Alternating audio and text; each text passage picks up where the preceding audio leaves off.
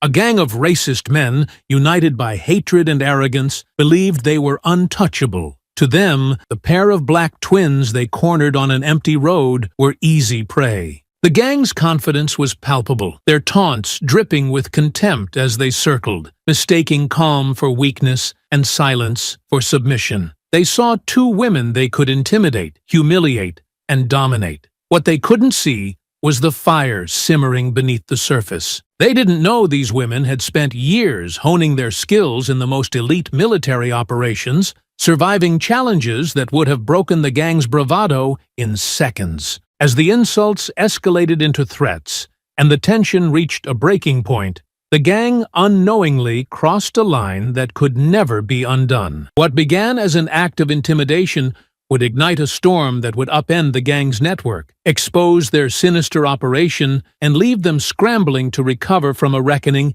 they never saw coming. Before we go any further, comment where in the world you are watching from, and make sure to subscribe. The afternoon sun cast a golden glow over the bustling city streets as Amara and Naomi strolled along the sidewalk. They rarely had time for moments like this, a chance to enjoy the peace of civilian life away from the endless chaos of missions and training. Clad in casual attire, the Johnson twins blended into the crowd, their confident strides and sharp eyes giving only the faintest hint of the warriors beneath. "It's been way too long since we had real downtime," Naomi said, adjusting the strap of her backpack. "You think we'll actually get through a day without some kind of emergency?"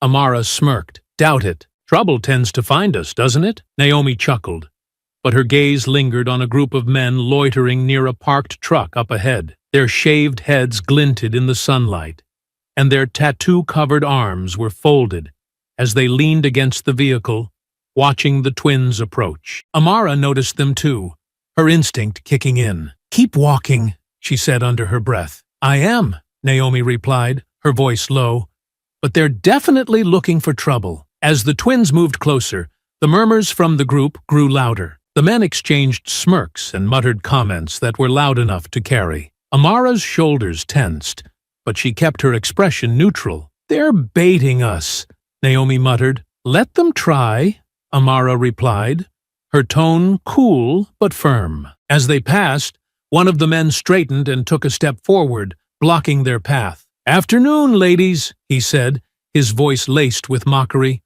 "What's the rush?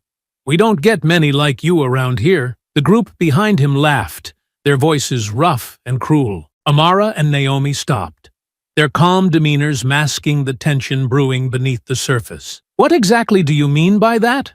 Amara asked, her voice steady. "Oh, you know," the man said, his grin widening. "Your kind, always showing up where you don't belong." Naomi's jaw tightened, but she stayed silent, her gaze locked on the man in front of them. Amara, however, stepped forward, her voice taking on a sharp edge. Amara's eyes narrowed at the man's smug grin. "Our kind?" she repeated, her tone cutting but calm. "What exactly do you mean by that?" The man chuckled, leaning slightly forward, clearly enjoying the attention of his crew. "Oh, you know," he said, dragging out the words. "Your kind, always showing up where you're not wanted, bringing trouble with you. Guess someone's got to say it." Naomi shifted slightly, her stance casual but calculated. She was already assessing the situation. 5 men, all bigger than her and Amara, but their postures screamed arrogance, not skill. She glanced at Amara, who was far less interested in restraint. "Trouble?" Amara asked, tilting her head. "You think we're the ones bringing trouble?" One of the other men snorted, crossing his tattooed arms over his chest. "Look at the numbers, sweetheart. Crime's been going through the roof in this country, and guess who's responsible? You don't have to be a genius to figure it out." Naomi raised an eyebrow, her voice calm and deliberate. "And I'm guessing you think you've got it all figured out?" The leader's grin widened, emboldened by the murmurs of approval from his crew. "It's not hard to connect the dots. The statistics don't lie. Black neighborhoods, black crime, that's just the way it is. You people ruin everything you touch." Amara took a step forward, her jaw tightening as she locked eyes with him. "Statistics don't lie," she echoed. You sure about that? Or do you just cherry-pick the ones that make you feel better about yourself? The man's grin faltered, but he recovered quickly, his voice rising. Yeah, we've all seen the numbers. Theft, assault, murder. Your kind's at the top of every list. And here you are, acting like you're above it all. The hypocrisy hit like a slap, and Amara's lips curled into a humorless smile. So, let me get this straight, she said, her tone icy. You think people like us are the reason for all the crime in this country, while you stand here harassing strangers on the street, loitering, intimidating people? How's that any different? The man's face flushed red as his crew shifted uncomfortably behind him. One of them muttered, "They think they're clever." Naomi's gaze flicked to him before returning to the leader. Her voice was calm, but laced with sharp precision. It's ironic, isn't it? You're so quick to point fingers at everyone else, but what exactly do you contribute to society? What jobs do you have? What good do you do? The leader bristled, his fists clenching at his sides. Don't you dare turn this around on me, he growled. We're protecting this place. Protecting it from people like you who come in and destroy everything. Protecting it? Amara scoffed, taking another step forward. Her voice remained steady, but there was a dangerous edge to it now. Is that what you call standing around, picking fights with people who've done nothing to you? You're not protecting anything. You're just scared. Scared that the world is moving on without you. His face twisted with anger, but he quickly covered it with a sneer. You think you're better than us? That's the problem with your kind. Always acting like you're victims, like the world owes you something. Amara's eyes burned with quiet fury, but her tone remained steady. Victims? Don't twist this. You're the one crying about how unfair the world is because it's not the way you want it to be. And let's not forget, every word out of your mouth proves you're the problem, not the solution. Naomi stepped closer to Amara, her voice cutting through the tension like a blade. It's funny. You talk about crime statistics like you're some kind of expert, but I'd love to see the numbers on what your little gang contributes. How much theft? Extortion? Assault? Or do those crimes magically not count when you do them? The gang leader's smirk vanished, replaced by a scowl. He glanced back at his crew, searching for support, but they looked increasingly uneasy. The truth in Naomi's words hung heavy in the air. Watch your mouth, he snapped, his voice rising. You don't know who you're talking to. Amara stepped even closer, her posture calm but commanding. I know exactly who I'm talking to. A coward. A hypocrite. And if you don't want everyone on this street to see just how pathetic you are, I suggest you walk away now. The man's face flushed deep red, his fists trembling as he took an involuntary step forward. You think you're so tough, he snarled. Why don't you prove it? Amara didn't flinch. She stared him down, her voice dropping to a lethal calm. Trust me. You don't want to see what happens if we do. The tension crackled like a live wire, but no one moved yet. The gang members circled closer, their hands twitching at their sides. Naomi shifted slightly, her eyes scanning for the first sign of violence, ready to act if it came to that. But for now, the fight was held at bay, the air thick with the promise of what was coming next. The air between them bristled with tension, the gang's smug arrogance only growing as Amara's warning hung in the air. She stood firm, her tone unwavering. This is your last chance, Amara said, her gaze locked on the leader. Walk away. Now. The leader's smirk widened, his eyes narrowing as he took another step forward. You think you're in a position to be giving orders? He asked, his voice low and mocking. Nah, see, we don't walk away. That's not how this works. Naomi tilted her head slightly, studying him. And how exactly does it work? She asked, her voice calm but cutting. The man chuckled, gesturing to his crew, who stood around him like vultures circling a carcass. Simple. We keep things in line. People like you step out of place, and we make sure you remember where you belong. Amara's fists tightened at her sides, but she kept her voice steady. And who decided that was your job? The man leaned in slightly, his smirk twisting into something darker. "It's always been our job," he said, his voice dripping with disdain. "You think all this is random? We've got orders. We're not the only ones out here, and you're not the only ones we've dealt with. Every time someone like you shows up, thinking they can just walk around like they own the place, we make sure you know better." Naomi's gaze sharpened, the weight of his words settling in. "So, this is what you do," she said, her tone even. "You hunt down people like us, harass us, attack us, all because someone told you to?" "Damn right," one of the other men chimed in, his voice rough and full of pride. "We've got a system. No one's going to say it out loud, but everyone knows it needs to be done.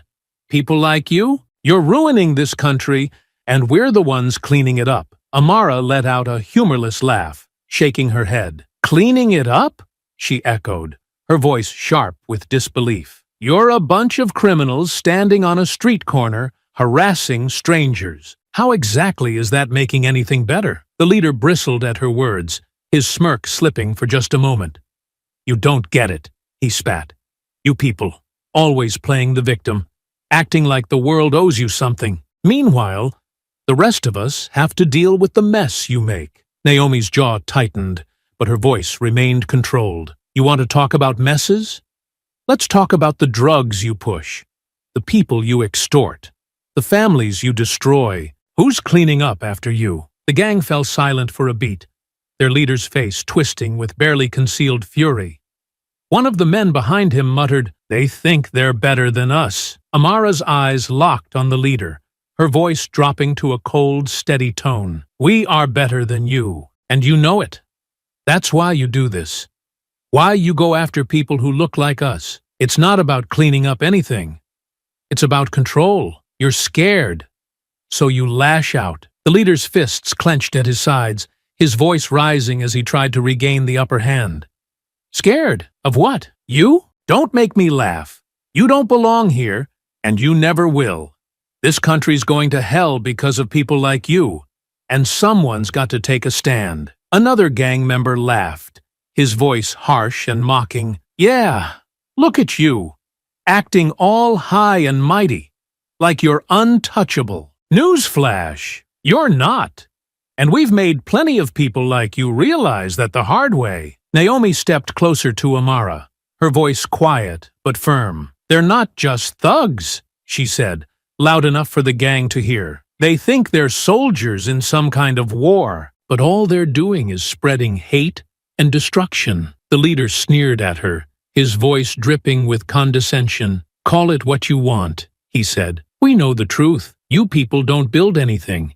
You just take and destroy. That's why we're here, to stop you from dragging the rest of us down with you." Amara's patience was nearly gone, but she held her ground. "You're cowards," she said, her voice cold and unwavering. "You talk about cleaning up the country, but all you do is spread fear and chaos. You're the ones dragging us all down, and deep down, you know it." The gang leader stepped closer, his face flushed with anger.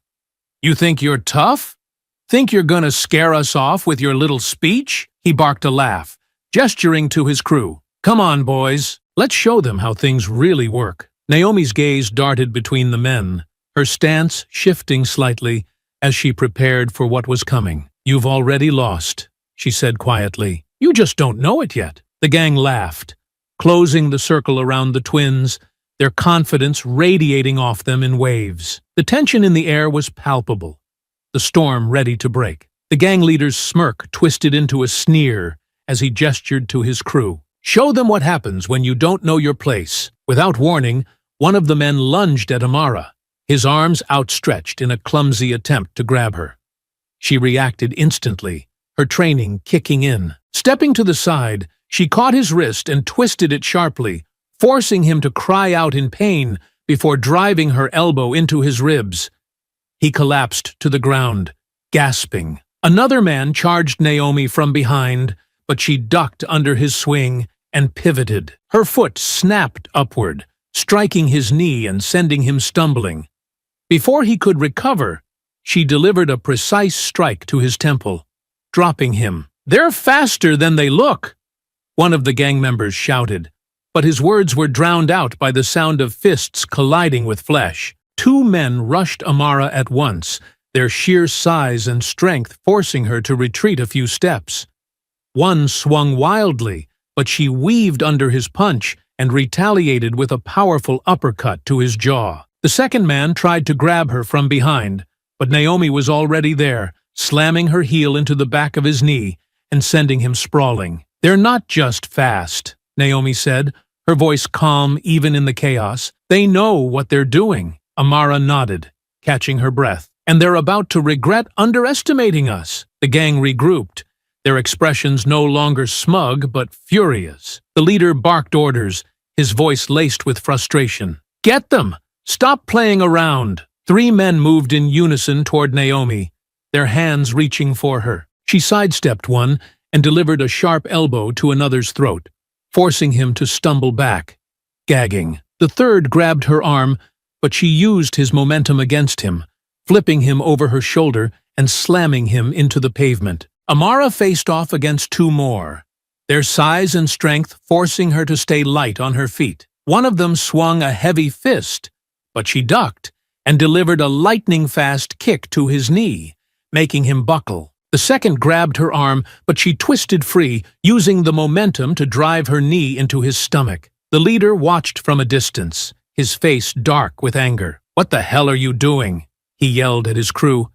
"Take them down." Naomi noticed the leader's hesitation and smirked. "He's all talk," she said, her voice carrying over the sounds of the fight. "Doesn't even have the guts to step in himself." Her taunt hit its mark. The leader's face flushed red as he stormed forward, cracking his knuckles. "You're gonna regret that," he snarled. He charged at Naomi, his sheer size and aggression making him more dangerous than the others. She blocked his first swing, but underestimated the force behind it, her feet sliding back slightly. Amara saw the opening and intercepted, landing a sharp kick to the leader's ribs. "Not so tough when it's 2-on-1, huh?" Amara said, her voice mocking. The leader growled, lunging at both of them. Amara ducked under his swing while Naomi stepped in and delivered a precise punch to his kidney. The leader staggered but didn't fall, his anger making him more reckless. Meanwhile, the other gang members regrouped, surrounding the twins. "They can't keep this up forever," one of them muttered, glaring at the women. Naomi smirked, catching the man's gaze. "You'd be surprised." The twins moved in sync, their years of training and natural chemistry making them an unstoppable team. Amara blocked an incoming punch, deflecting it into Naomi's path, who landed a brutal strike to the attacker's nose. Naomi spun and knocked another man off his feet, giving Amara room to deliver a devastating kick to another's chest. The gang, despite their size and numbers, couldn't match the twins' speed, precision, and teamwork. The fight was brutal and relentless, every move calculated to exploit the men's weaknesses. One of the men tried to grab Naomi from behind, but Amara's warning came just in time. "Behind you!" she shouted. Naomi ducked, grabbing the man's wrist and flipping him over her shoulder in one fluid motion. "Got him!" she said, her voice calm as she turned back to face the next opponent. The leader, now breathing heavily, staggered back, clutching his side. "You think this is over?"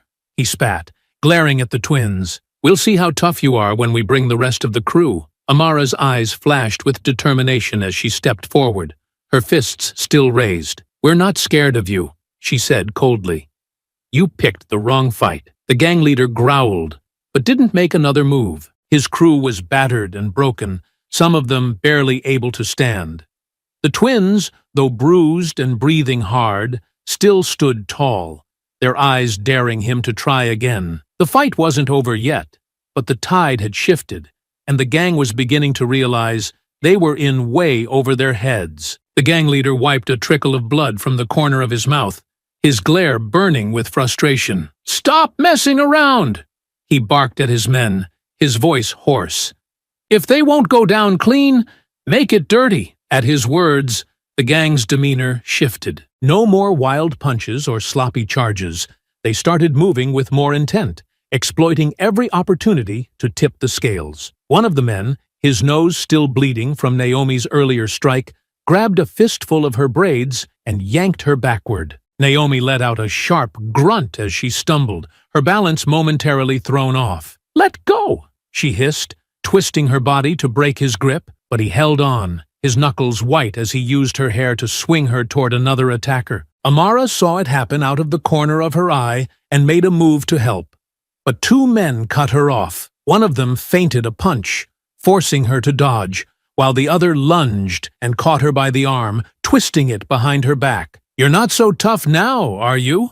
the man sneered as he forced her to the ground. Amara gritted her teeth, planting her knee into the dirt to steady herself. "Still tougher than you," she spat, before twisting her body and slamming the back of her head into his face. The impact forced him to let go, and she rolled to her feet, breathing hard. Meanwhile, Naomi managed to slam her elbow into the man holding her braids, finally breaking free. She turned sharply and delivered a fierce punch to his jaw, sending him stumbling back. But before she could regroup, another gang member came from the side, grabbing her by the shoulder and pulling her away from Amara. "They're splitting us up," Naomi realized, her eyes darting to Amara, who was now fending off two men on the other side of the parking lot. Amara's fists flew as she blocked a punch and countered with a strike to her opponent's ribs. "They think we're easier to handle apart," she called out, ducking under another swing.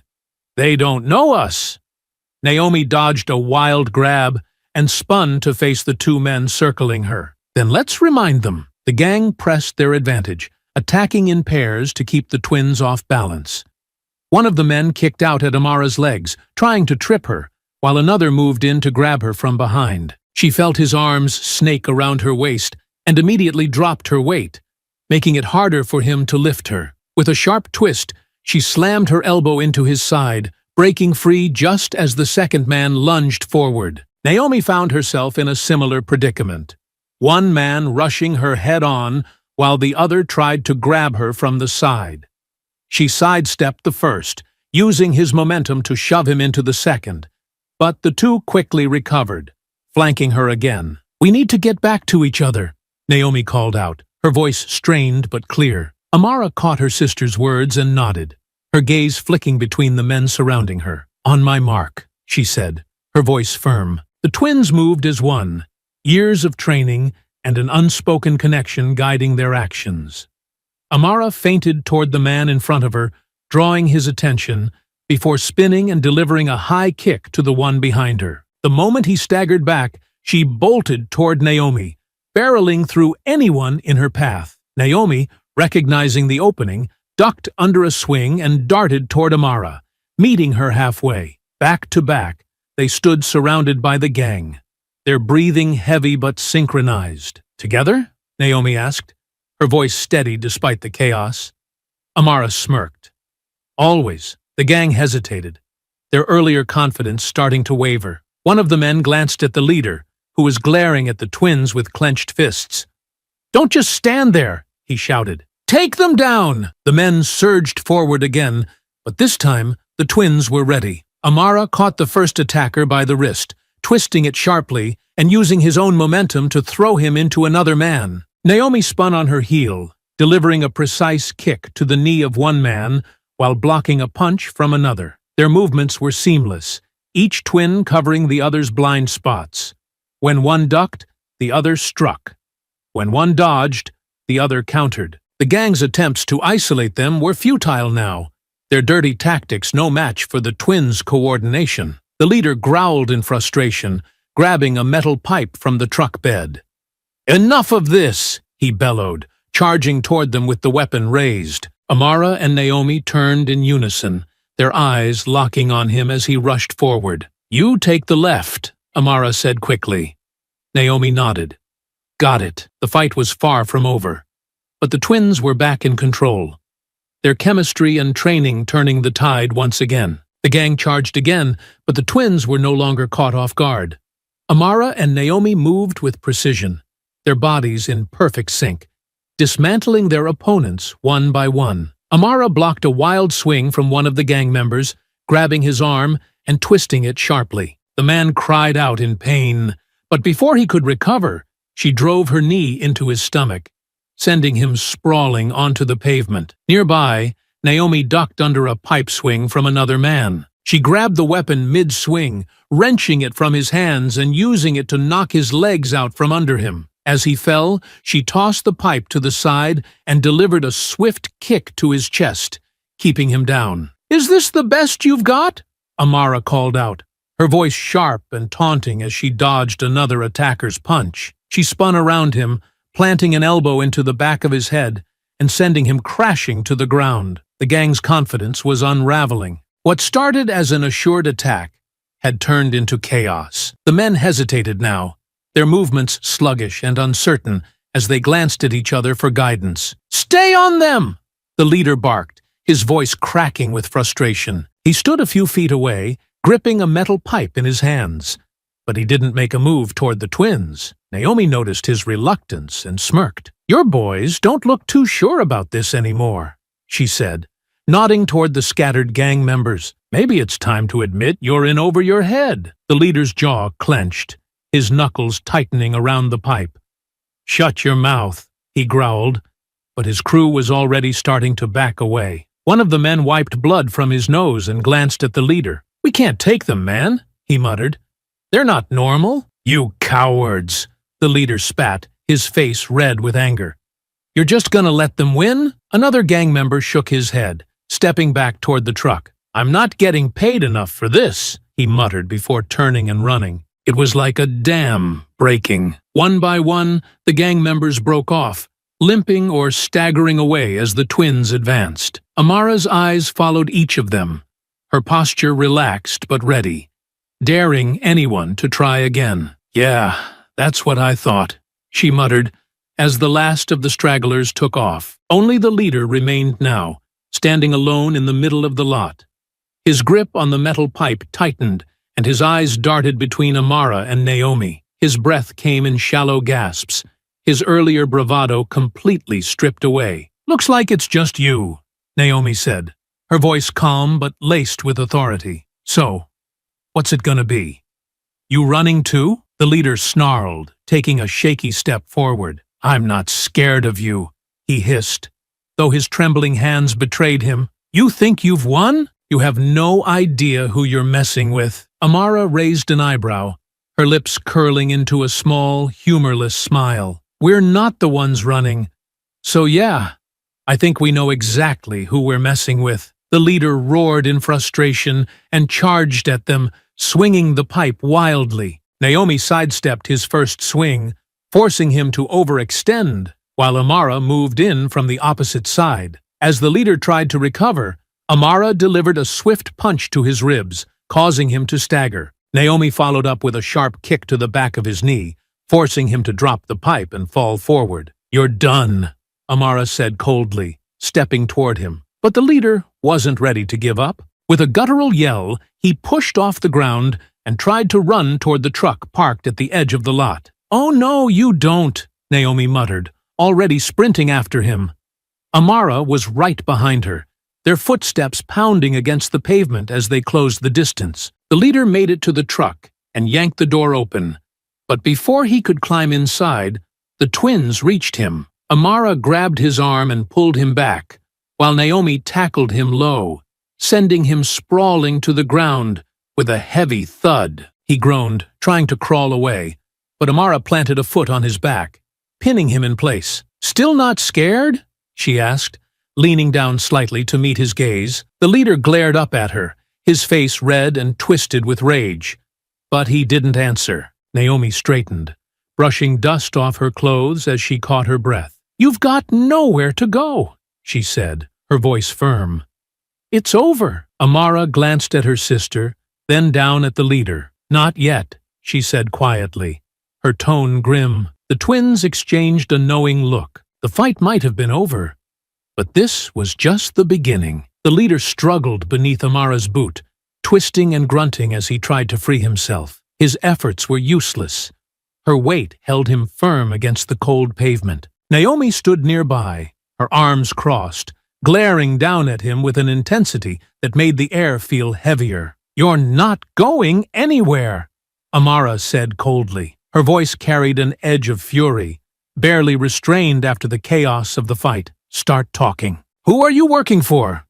The man spat onto the ground, his lips curling into a defiant sneer. "Screw you," he growled. Amara's eyes darkened, and she leaned down, pressing her boot harder into his back. "Wrong answer," she hissed. "Do you really want to test us right now? After what we just did to your crew?" Naomi knelt beside him, her voice sharp but steady. "We know this isn't just about your little group. You said you have orders. Who's giving them?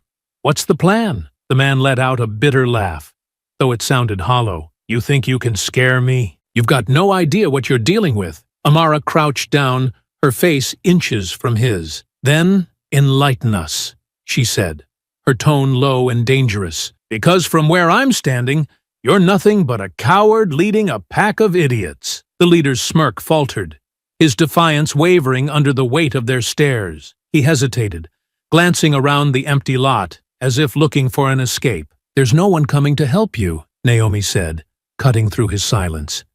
"It's just you and us, and we're not leaving until we get answers." The man sighed heavily, his body going limp under Amara's boot. "Fine," he muttered. "You want to know the truth? We're not just some random gang. We're part of something bigger. A lot bigger." Naomi exchanged a quick glance with Amara, her expression hardening. "Keep talking," she ordered. The leader shifted uncomfortably, his voice lowering as if speaking the words out loud made them more real. "We've got chapters everywhere, different cities, different states. We're connected, organized, and we're doing what no one else has the guts to do." "And what's that?" Amara demanded. "Cleaning house," the man replied, his voice filled with venom. "We're taking back what's ours. Black neighborhoods, black businesses, they're spreading like weeds, choking out everything that's good about this country. So we're stepping in.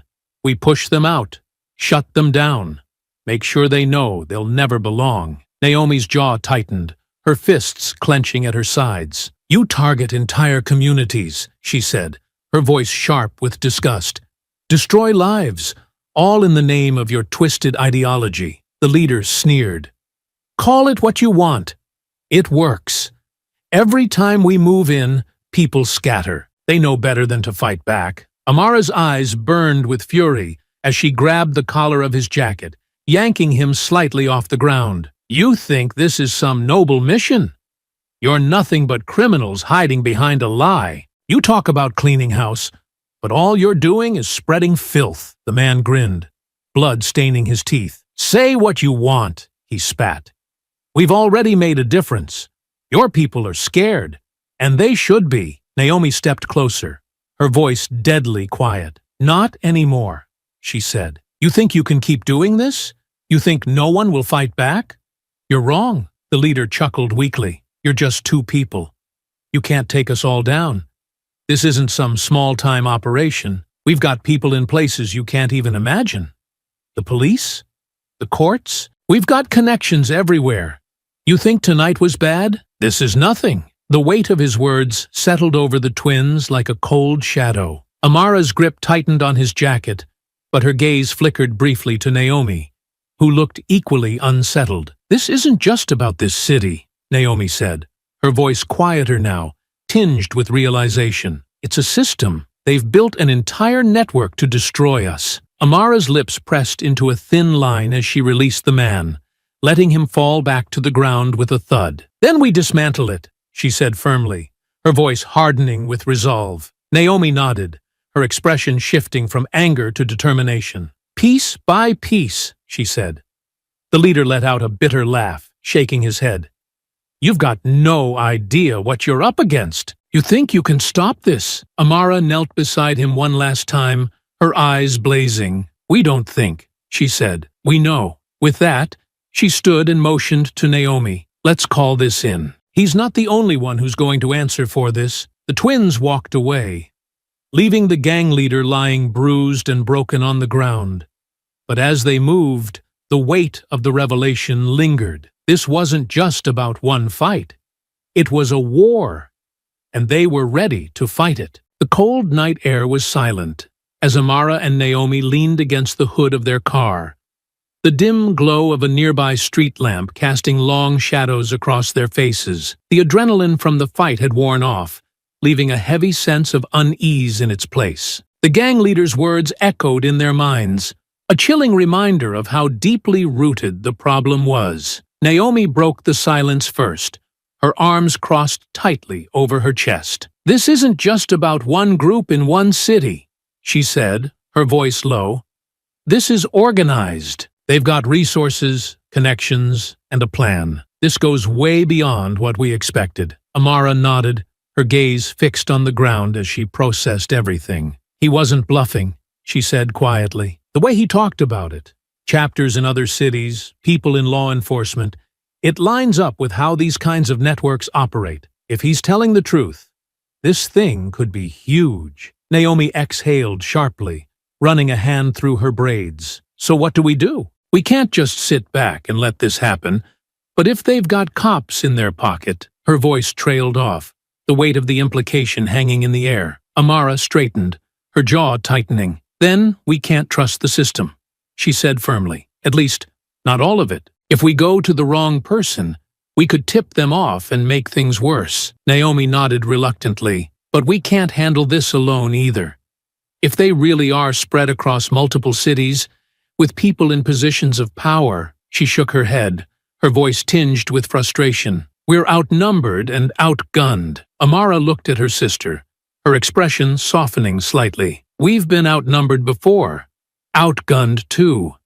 That's never stopped us. This isn't like the missions we've done," Naomi replied, her tone cautious. "This isn't about taking out one high-value target or securing one location. This is systematic. They're targeting black communities on purpose, tearing them apart from the inside. If we mess this up, the consequences could be devastating." Amara fell silent, her eyes narrowing in thought. She paced a few steps away, her boots crunching against the gravel, before turning back to Naomi. "We need intel," she said.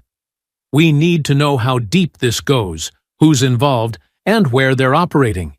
If we can map out their network, we'll know where to hit them." Naomi arched an eyebrow. "And how exactly are we supposed to do that? We don't have access to intelligence systems anymore. And even if we did, this kind of operation isn't going to leave an obvious trail." Amara smirked faintly, the fire of determination flickering in her eyes. "We have our own skills, don't we? Recon, infiltration, interrogation. We've done it all before. We don't need an entire agency backing us. We just need a starting point." Naomi sighed, rubbing her temples. "Fine. Let's say we figure out where to start. What happens when we find something? Do we take it to the police? The feds? What if they're compromised, too?" Amara hesitated, the question hitting a nerve she wasn't ready to confront. "We can't assume everyone is compromised," she said slowly. "But we also can't trust anyone blindly. We'll have to vet whoever we bring in, test them." Naomi frowned, her skepticism evident. "And if we can't trust anyone, then we do it ourselves," Amara said bluntly. The weight of her words hung in the air, both sisters understanding the magnitude of what that would mean. Taking on an operation this large without backup was risky at best, and suicidal at worst. Naomi leaned back against the car, staring up at the dark sky. "You realize what's at stake, right?" she said softly. "If we go after them and fail, they'll come after us. And not just us. They'll retaliate against the people we're trying to protect. This isn't just about us anymore." Amara nodded, her expression grim. "I know, but if we don't do something, who will? We've seen what happens when people like them go unchecked. They'll keep spreading, keep destroying lives, and no one will stop them." Naomi sighed again, her mind racing with possibilities and risks. "We're going to need more than just a plan," she said finally. "We're going to need allies, and we're going to have to be careful about who we trust." Amara's gaze hardened, her resolve settling into place. "Then we start small," she said. "We work our way up the chain, piece by piece. We make sure we're ready before we make any big moves." Naomi nodded slowly, her earlier skepticism giving way to determination. "Fine," she said. "But we're doing this smart. No rushing in, no taking unnecessary risks. Agreed? Amara smirked faintly. Since when do I take unnecessary risks? Naomi gave her a pointed look. Do you want me to start listing examples? The tension broke slightly as Amara chuckled, shaking her head. Fair enough. Let's focus on the task at hand. We've got a lot of work to do. The twins climbed into their car, the weight of their mission settling over them like a heavy cloak. They didn't know where this path would lead. But one thing was clear. They wouldn't stop until the fight was won. The industrial district was eerily quiet. The faint hum of distant machinery, the only sound as Amara and Naomi parked their car in the shadows of a rusting overpass. The gang leader's earlier confession had left them with more questions than answers. But one thing was certain. They couldn't afford to wait. They needed to act. Naomi sat in the driver's seat, her eyes fixed on a rundown building across the street. A dilapidated warehouse with shattered windows and graffiti-covered walls. The twins had spent the last hour trailing one of the gang members who had fled the fight. And now they watched as he slipped into the warehouse through a side entrance. That's our guy, Naomi muttered, glancing at her sister. Amara leaned forward, her sharp eyes scanning the building. Looks like he's not alone, she said, nodding toward a faint glow coming from one of the upper windows. Shadows moved behind the glass, the faint outline of figures pacing back and forth. Naomi frowned, her grip tightening on the steering wheel. How many do you think? Hard to say, Amara replied, her tone calm but focused. But if he came here after the fight, this place might be important. Could be a meeting spot or a stash house. Naomi nodded, her mind already racing with possibilities. Then we need to get inside and see what they're up to. Amara smirked faintly. Recon first, remember? We don't rush in blind. Naomi rolled her eyes but couldn't help the small smile that tugged at her lips. I know. You'd think I was the one who needed reminding. Amara chuckled quietly as they exited the car, moving silently across the street. The twins stuck to the shadows, their years of training allowing them to blend seamlessly into the darkness. They reached the side of the warehouse, pressing their backs against the cold metal wall. Amara tilted her head toward the side entrance the gang member had used. That's our way in, she whispered. Naomi nodded, peeking around the corner to ensure the coast was clear. Looks quiet, she said, but let's not take any chances. The twins moved in unison, Naomi taking point as Amara covered her. The side entrance creaked slightly as Naomi eased it open, but the noise was swallowed by the hum of machinery inside. The interior of the warehouse was as grimy and chaotic as its exterior suggested. Stacks of broken crates and rusted machinery littered the floor, creating a labyrinth of makeshift hiding spots. Voices echoed from deeper inside, rough and agitated. I told you! They took out Greg's crew, one voice hissed. And I'm telling you, Greg's crew was a joke, another voice replied louder.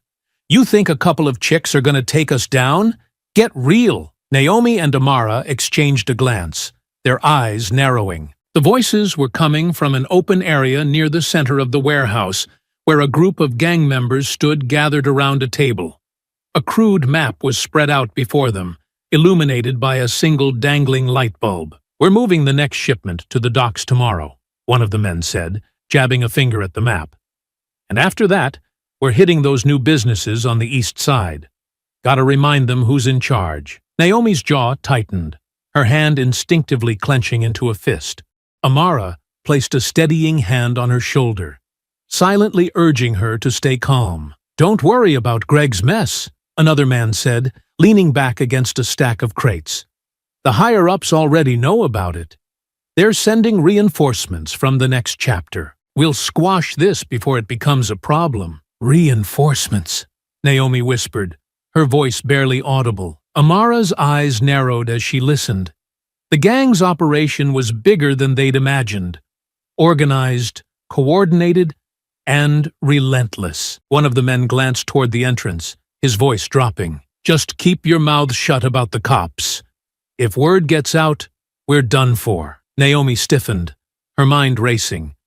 The leader hadn't been bluffing about their connections. Amara tapped Naomi's arm, signaling her to retreat. They had heard enough. The twins moved silently back the way they had come, slipping out of the warehouse and into the cool night air. Once they were safely back at the car, Naomi let out a sharp breath, her frustration evident. "They're planning another hit," she said, her voice tight. "And reinforcements?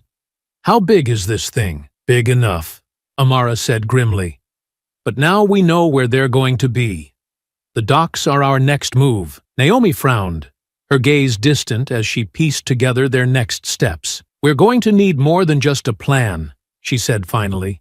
"If they've got reinforcements coming, we'll need to be ready for a fight." Amara nodded, her expression resolute. "Then we hit them before they're ready. Tomorrow, we take the docks." The next day, the early morning mist hung low over the docks, casting an eerie silence over the area. Amara and Naomi crouched behind an abandoned forklift, their sharp eyes scanning the maze of shipping containers. A faint glow from a few dim lights illuminated the gang's makeshift staging area, where several men were huddled together, their voices low but agitated. "That's the target," Naomi murmured, pointing to a group of containers marked with faded gang insignias. "They're getting ready to move something." Amara nodded, her gaze fixed on the scene. "Weapons, drugs, or something worse," she said quietly. "Either way, it's something they don't want anyone finding." They watched as two men emerged from one of the containers, one carrying a clipboard and the other hefting a crate. Their conversation was muffled by the distance, but their body language radiated urgency. "They're gearing up for something big," Naomi said. "This isn't just a local shipment. They've got too much activity here for it to be small time." Amara's jaw tightened. "We need to move before they finish loading up. If we can disrupt this, we might be able to force them to show their hand." Naomi nodded, adjusting her position. "You take left, I'll take right.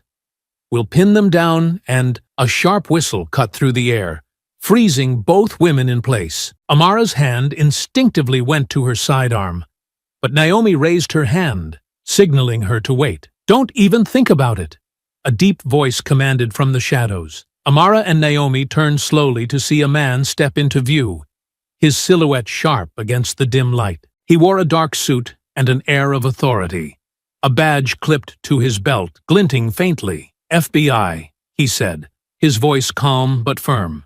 "Agent Ryan Brooks, and I need you two to stop whatever it is you're about to do." Amara narrowed her eyes, studying him carefully. "You've been following us?" she said bluntly. Brooks nodded, his expression unreadable. "Not just you. The gang you're tracking has been under surveillance for months.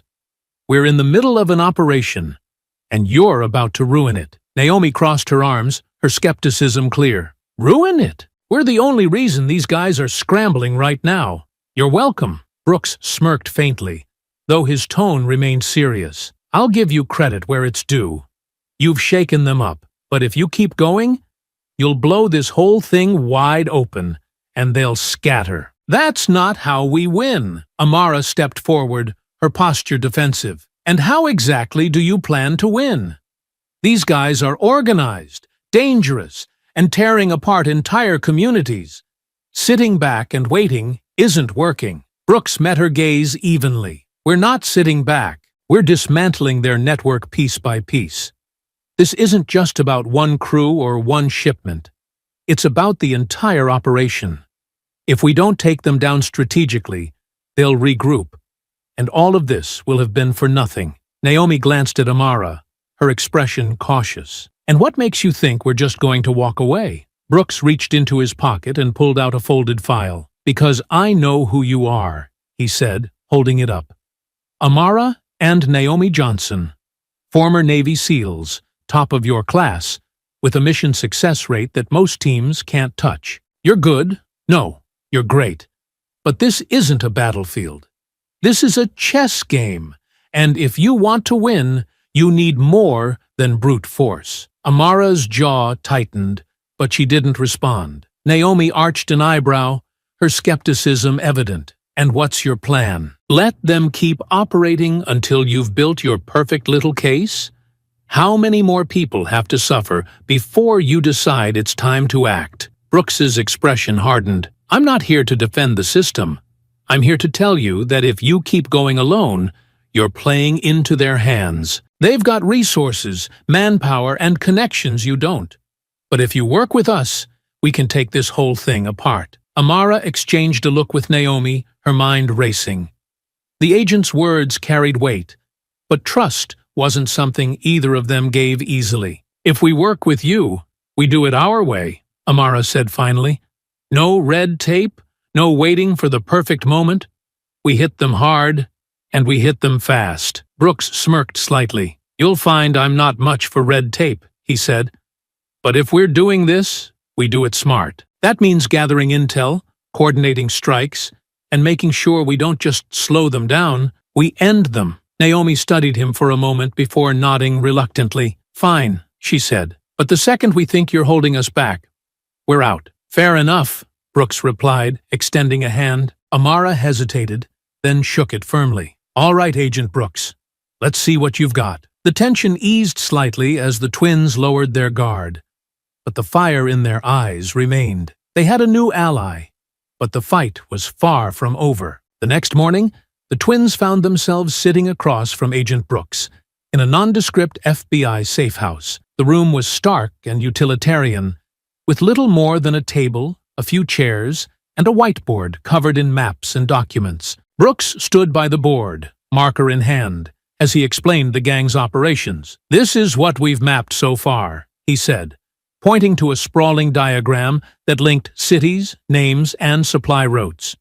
The network spans across 6 states, with at least 4 major hubs we've identified. Each hub manages smaller cells like the one you encountered last night. Amara leaned forward, her eyes narrowing as she scanned the diagram. What about leadership? Who's calling the shots? Brooks tapped a photo pinned to the corner of the board.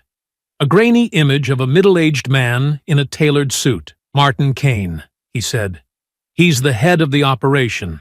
Officially, he's a real estate developer with holdings in multiple cities. Unofficially, he's the one funding and directing this entire network. Naomi crossed her arms, her gaze sharp. And he's untouchable, I assume, for now, Brooks admitted.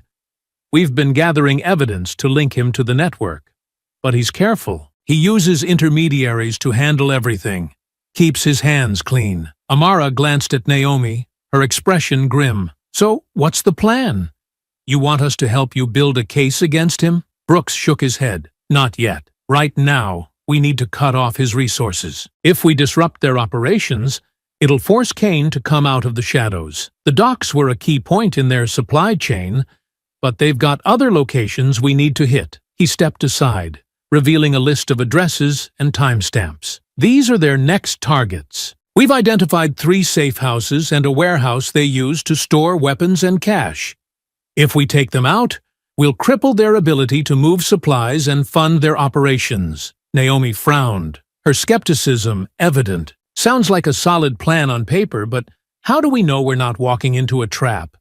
If they know we're coming, they'll have reinforcements waiting. Brooks nodded, acknowledging her concern. That's where you come in. You two have the skills to get in and out without being detected. We'll provide support, but the groundwork will be up to you.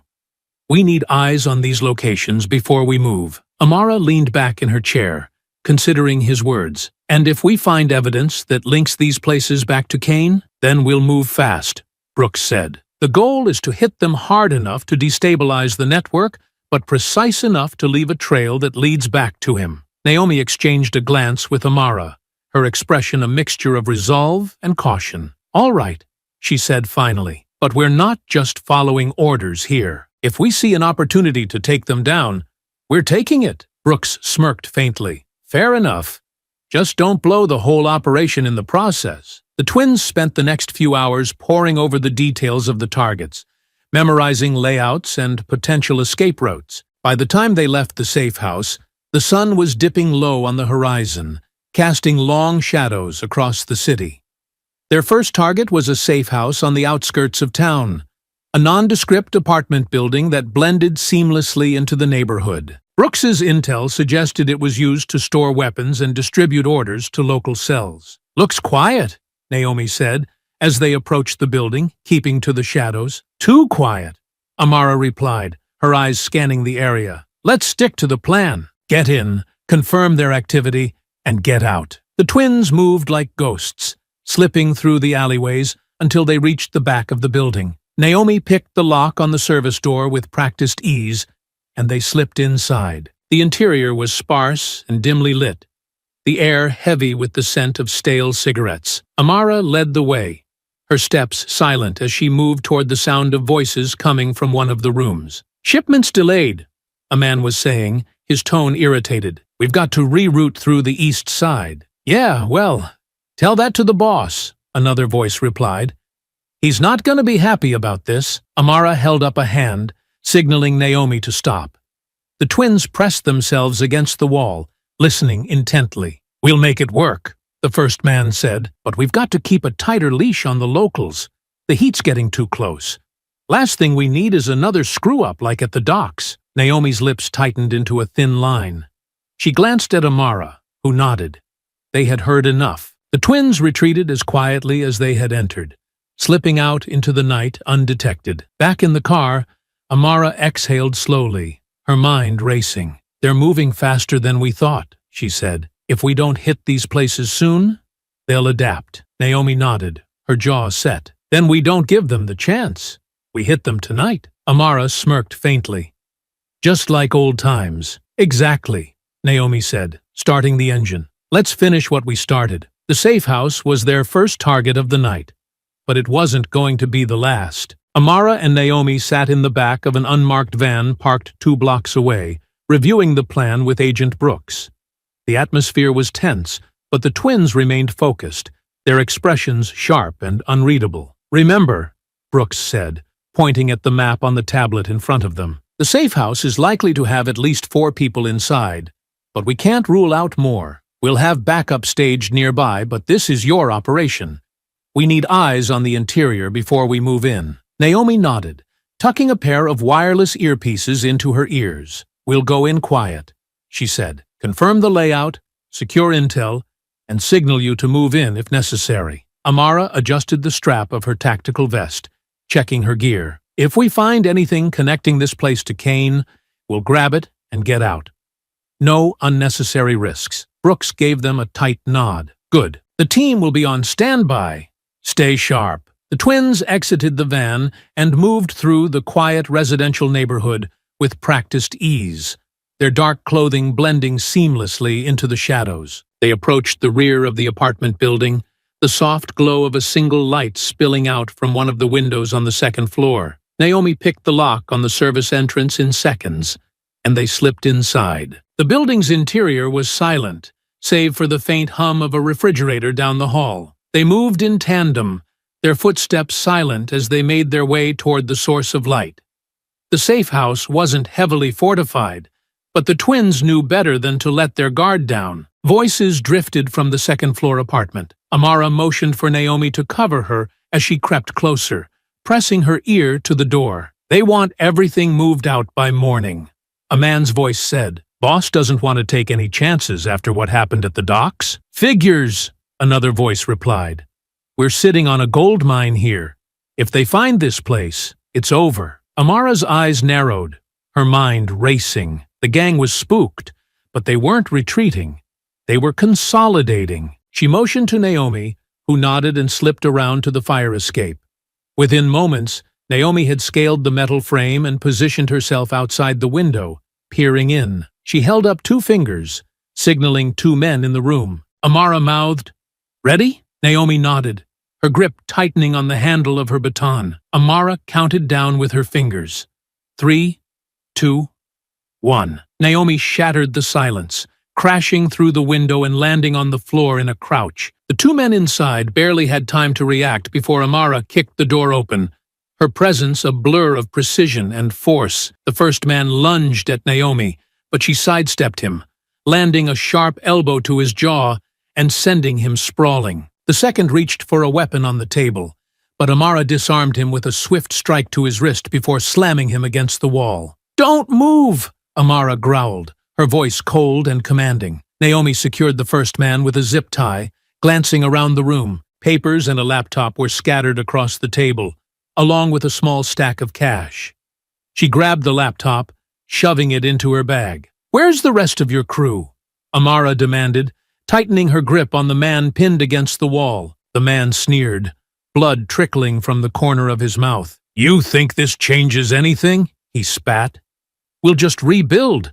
You're wasting your time." Amara leaned closer, her voice dropping to a dangerous whisper. "That's not your call to make." The man glared at her, but said nothing. Naomi grabbed the stack of papers, quickly flipping through them. "Amara, look at this," she said, holding up a sheet. Amara glanced over, her eyes scanning the document. It was a ledger, detailing shipments, payments, and contacts. A name stood out near the top. Martin Kane. "This is it," Amara said, her voice tense. "This ties the safe house directly to him." Naomi nodded, slipping the papers into her bag. "Let's go before backup arrives." The twins moved quickly, leaving the two men restrained and unconscious as they slipped out the way they came. Back at the van, Agent Brooks greeted them with a look of relief. "What did you find?" he asked. Amara handed him the ledger, her expression grim. "Enough to put Kane on the radar. This safe house is directly connected to his operations." Brooks flipped through the pages, his jaw tightening. "This is good," he said. "Really good. We'll cross-reference this with what we've already got. If the other targets pan out, we'll have enough to bring him in." Naomi folded her arms, her gaze sharp. "Let's not celebrate yet. This is just the beginning." Amara nodded, her voice steady. "The safe house is down, but the warehouse is next. Let's finish this." The hum of the car engine filled the silence as Amara and Naomi drove down the dark stretch of highway, leaving the city behind. The distant glow of streetlights faded in the rearview mirror, replaced by the pitch-black expanse of open fields and towering trees. The night seemed endless, the journey ahead just as daunting. Naomi glanced at the GPS mounted on the dashboard, the faint blue light illuminating her face. "We've got about 2 hours until we cross the state line," she said, breaking the silence. "This warehouse better be worth the trip." Amara, seated in the passenger seat, stared out at the empty road, her mind racing. If Brooks's intel is right, it will be. He said this place isn't just a storage site, it's a command center. If Kane's people are coordinating anything major, it'll start there. Naomi exhaled sharply, her hands tightening on the wheel. "Still feels like we're chasing shadows. Every time we get close, it's like the target moves." "That's how networks like this work," Amara replied, her voice steady. "They're designed to be flexible. If one piece falls, the rest can keep running. That's why we have to hit them where it hurts. Find their infrastructure and tear it down." Naomi gave a small nod, but said nothing, her gaze fixed on the road. The weight of their mission hung heavily between them, the enormity of what they were facing pressing down on both of them. After a long pause, Amara leaned forward, pulling the laptop from the bag at her feet. She opened it, her fingers moving quickly across the keyboard as she accessed the files they'd recovered from the safe house. "These documents," she began, her brow furrowing as she scrolled through pages of data. "It's not just shipment logs and payment records. There are personnel files here. Names, aliases, even locations." Naomi glanced over briefly. "Locations?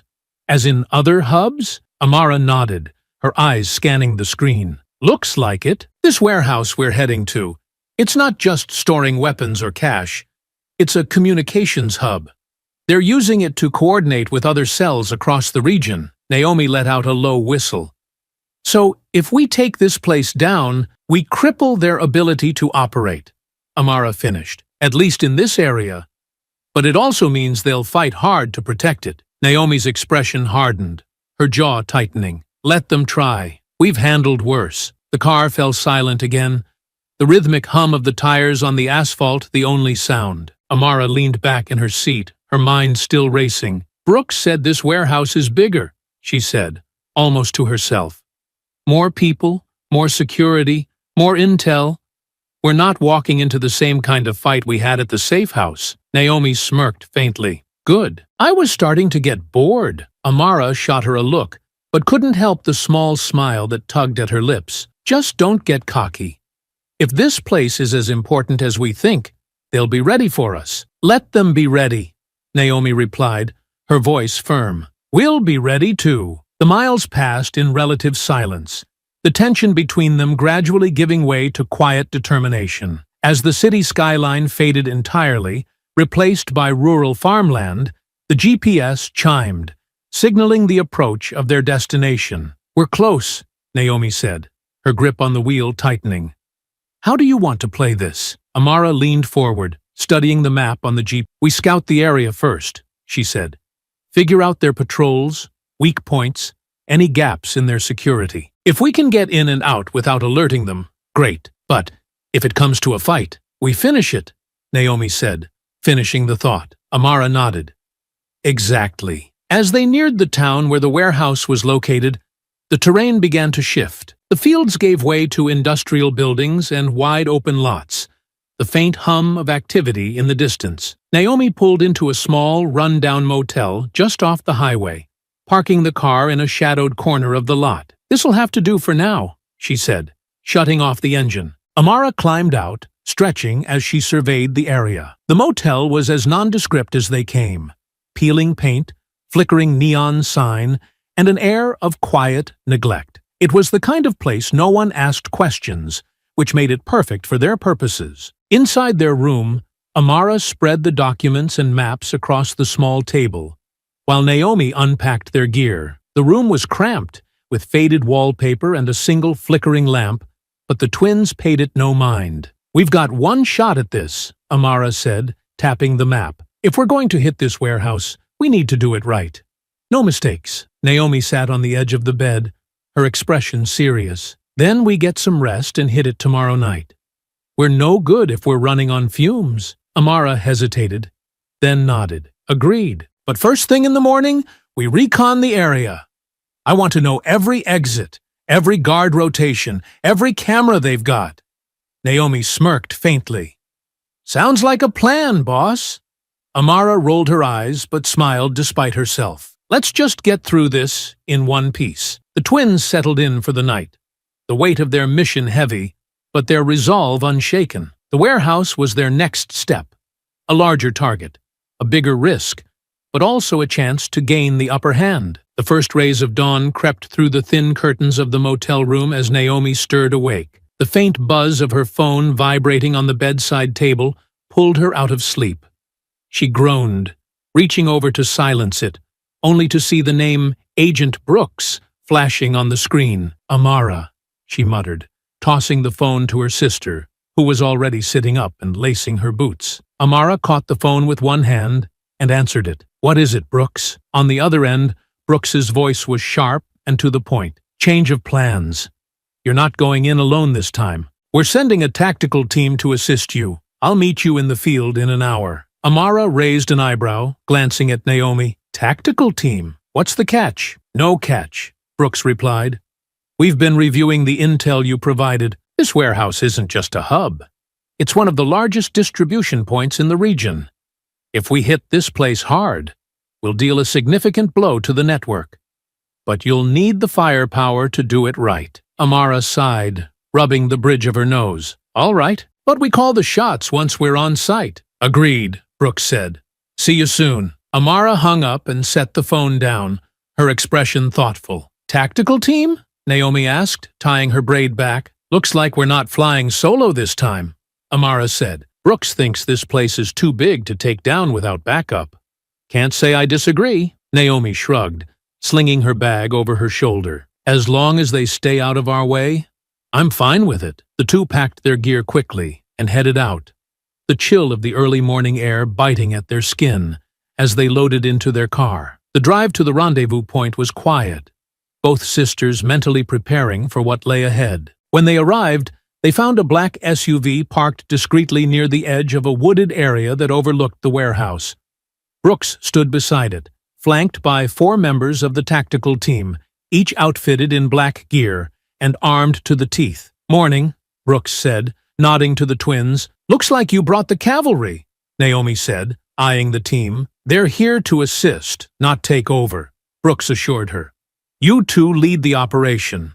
They'll follow your orders." Amara crossed her arms, studying the tactical team. "What's the plan?" Brooks unfolded a map of the warehouse, spreading it out on the hood of the SUV. "The warehouse has 3 main entry points: the front, the loading docks in the back, and a service entrance on the east side. Intel suggests they've got at least a dozen men inside, but that number could change depending on their reinforcements. We split up, Amara said, her voice decisive. Naomi and I will take the east side. The tactical team can cover the front and the loading docks. We'll coordinate to make sure no one gets out. Brooks nodded, his expression serious. Sounds solid. Once we're inside, we'll secure the intel and neutralize any resistance. This isn't a smash and grab. We need to make sure we leave with something we can use. Naomi smirked faintly. Sounds like our kind of mission. The team moved into position as the sun climbed higher into the sky, the calm before the storm settling over the group. Amara and Naomi crouched near the tree line, their eyes fixed on the warehouse as they communicated through their earpieces. Team Alpha in position, one of the tactical officers said over the comms. Team Bravo ready, another voice chimed in. East side ready, Amara said, glancing at Naomi, who gave her a nod. Copy that, Brooks said. On my mark. The seconds ticked by like hours, the tension palpable as the teams awaited the signal. Finally, Brooks's voice came through the comms. Go. The tactical team moved first, breaching the front and rear entrances with calculated precision. The sharp crack of flashbangs echoed through the air, followed by shouts as the gang scrambled to respond. Amara and Naomi slipped through the east side service door, their movements silent and deliberate. The interior of the warehouse was massive, the towering shelves packed with crates marked with gang insignias. 2 gang members appeared in the hallway ahead, their weapons drawn. Naomi took the lead, disarming the first man with a swift strike to his wrist, before slamming him into the wall. Amara followed, delivering a knockout punch to the second before he could react. Clear, Naomi said, her voice steady. They moved deeper into the warehouse, the sounds of the tactical team engaging the gang echoing in the distance. Amara paused as they reached a large office overlooking the main floor. This has to be where they're coordinating, she said, nodding toward the door. Naomi tried the handle. It was locked. Cover me, she said, pulling out her lock-picking tools. Within seconds, the door clicked open, and the twins stepped inside. The office was filled with maps, documents, and computer monitors displaying security feeds from the warehouse. Jackpot, Amara said, pulling out a flash drive and plugging it into the main terminal. Naomi scanned the documents on the desk, her eyes narrowing. This is bigger than we thought, she said. They've got connections to other warehouses, shipments, even potential targets. Amara nodded, her voice grim. We need to get this back to Brooks. The mission was far from over. But as the twins gathered the intel, one thing became clear. The fight was only just beginning. The faint hum of distant commotion echoed through the cavernous warehouse as Amara and Naomi moved swiftly through the shadows. The air was thick with tension, their senses heightened with every step. The tactical team's initial breach had gone as planned, but the sporadic bursts of static over the comms told a different story. Something wasn't right. Keep moving, Amara whispered, her voice barely audible as she scanned the aisles of towering crates. We're not alone in here, Naomi nodded, her breathing steady, her grip tightening on her baton. The dim lighting cast long shadows across the floor, every flicker of movement making her heart pound harder. From their vantage point near a stack of shipping crates, they had a clear view of the central loading area. A handful of gang members scrambled to reinforce their positions, dragging crates and setting up makeshift barriers. They're gearing up, Naomi murmured. They must have realized we're not just here to snoop around. Amara's lips pressed into a thin line. They're disorganized, though. Probably didn't expect us to hit them this fast. Naomi arched a brow, a faint smirk tugging at the corner of her lips. Well, let's keep it that way. But just as they prepared to move, a sharp noise pierced the tension. A clatter of metal as something fell to the floor on the far side of the warehouse. The twins froze, their eyes darting toward the source of the sound. That wasn't us, Naomi said under her breath. Amara's gaze swept the shadows, her body tensing. And it wasn't Brooks's team either. The sound of hurried footsteps followed, faint but deliberate. The gang was closing in, their movements calculated now. Something's wrong, Naomi muttered. Static crackled over their earpieces, followed by a strained voice. Team Alpha, Encountering resistance at the main entrance. We're taking fire. Amara tapped her comm. What about Bravo? No response. Just more static. The air felt heavier now, the tension suffocating as the twins realized they were being herded. The sporadic gunfire in the distance served as a grim reminder that the tactical team was engaged, and no help was coming anytime soon. We need to find another way out, Amara whispered, motioning for Naomi to follow her deeper into the warehouse. The twins moved with practiced stealth, weaving through the labyrinth of crates and machinery. The faint glow of the emergency lights cast eerie shadows, and the sound of approaching footsteps grew louder, more deliberate. They're circling us, Naomi murmured, her voice tight. Trying to box us in. Amara's eyes darted toward the rafters overhead, spotting a catwalk that ran the length of the warehouse. There, she said, pointing. We get up there, we'll have a better view of their positions. Naomi nodded, and the two made their way toward a rusted metal staircase. But as they reached the base, a voice cut through the silence. There they are! Amara and Naomi turned sharply to see 3 gang members emerging from behind a stack of crates, their weapons raised. Go! Amara hissed, shoving Naomi toward the stairs as she ducked behind cover. Naomi bolted up the steps, her boots clanging softly against the metal as she climbed. Amara stayed low, darting between crates to draw the gang's attention. Split up and flank them!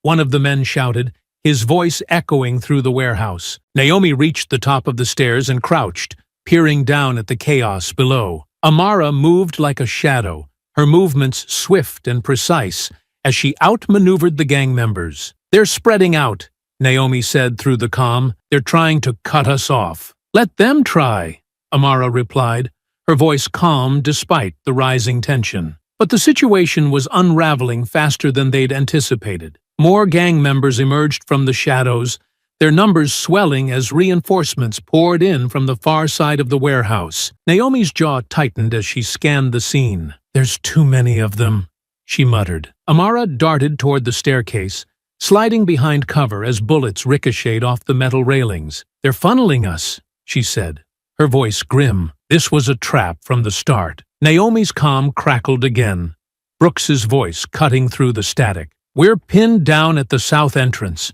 They're coming in waves.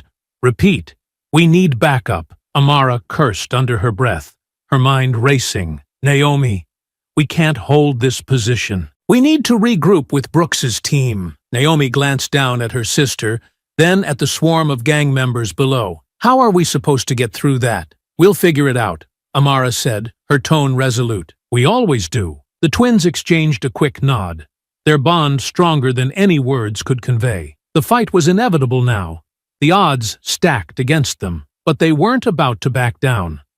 As the gang closed in, the twins prepared for the fight of their lives, their determination unshaken. Chaos and pain loomed ahead, but they knew one thing for certain. They weren't going down without a fight. The air in the warehouse erupted with the deafening sound of shouts, footsteps, and gunfire. Amara and Naomi pressed their backs against the cold steel of the catwalk railing, their eyes scanning the chaos below. The gang swarmed the warehouse floor like ants, their movements calculated and relentless. They're everywhere, Naomi muttered, her voice barely audible over the commotion. Amara's jaw tightened as she peered over the edge of the catwalk. We've faced worse, she said, though the tension in her voice betrayed her confidence. From their vantage point, the twins could see Brooks's tactical team engaged in a fierce firefight at the south entrance. Flashes of gunfire lit up the dimly lit space as the team tried to hold their ground against an onslaught of gang members. Brooks, what's your status? Amara asked through her comm. We're holding, but barely. Brooks's voice crackled back. They've got us pinned. We can't advance until you take some of the heat off. Amara glanced at Naomi, her expression hardening. Looks like we're the cavalry. Naomi smirked faintly, her grip tightening on her baton. Let's give them something to worry about. The twins moved in unison, navigating the narrow catwalk with practiced precision. They found a vantage point overlooking the main floor, where a cluster of gang members had set up makeshift barricades. Ready? Amara whispered. Always, Naomi replied. Without hesitation, The twins sprang into action. Naomi leapt from the catwalk, landing with a controlled roll behind a stack of crates. Before the gang members could react, she was on them. Her baton a blur of motion as she disarmed and incapacitated 2 men in quick succession. Amara followed, descending the catwalk ladder with the agility of a predator. She hit the ground running, delivering a brutal kick to the back of a man's knee, before driving her elbow into his jaw. The gang was caught off guard by the sudden assault, their formation breaking as the twins tore through them with calculated ferocity. "They're regrouping!" Naomi shouted, dodging a swing from a crowbar-wielding thug. She countered with a sharp strike to his ribs, sending him sprawling. Amara ducked under a wild punch, grabbing her attacker by the arm and twisting it sharply.